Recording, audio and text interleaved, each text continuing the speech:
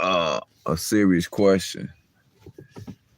If you believe white supremacy do exist, what do you do on a regular basis to combat white supremacy?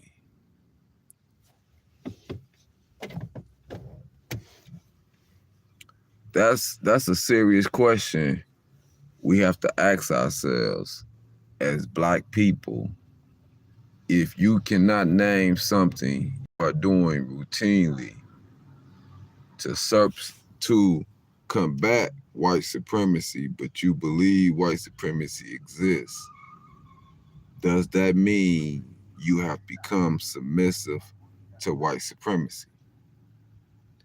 Do that mean you have come into acceptance of white supremacy?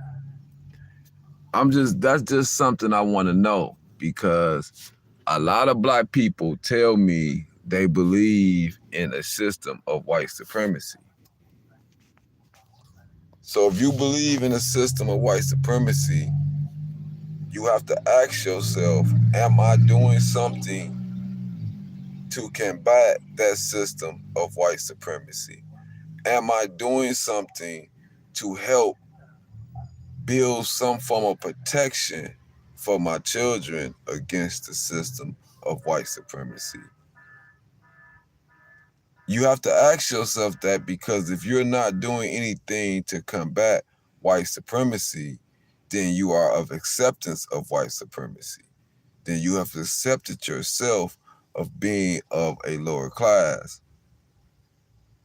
See, that is the main part of the problem we have in our community, is we have so many people who have acknowledged our condition, but so very few people who are willing to make the sacrifices and put forth the effort to create a change or to empower themselves or us as a people. And and for instance, I do what I do as far as selling products for that purpose, because I believe the Black community has to begin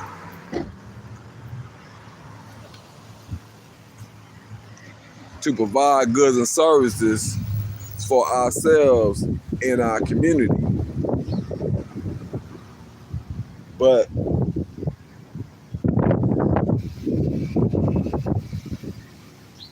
now you have to understand that Walmart sell that Safeguard, so that's 40 ounces. Do your own homework and look up how much that 40 ounces of Safeguard hand soap costs, right? We talking maybe $10 at the cheapest. It's $17 in this Walmart.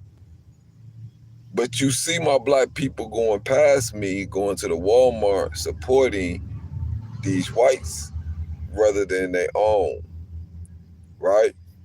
Now I sell laundry detergent, that's 5 gallons of laundry detergent, 640 ounces, right? Which is equivalent to what they sell in there is 98 ounces for $18.98. So that's basically $137 worth of laundry detergent.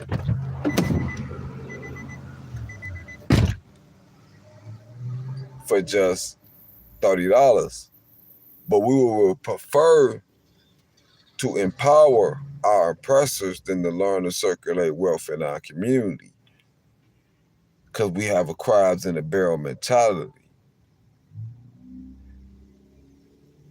So we don't want to see our own come up, because we don't feel we want to be left in the bottom of the barrel by ourselves. So we prefer not to support us, but we will prefer to empower financially those who we consider to be racially oppressive and racially discriminative towards us.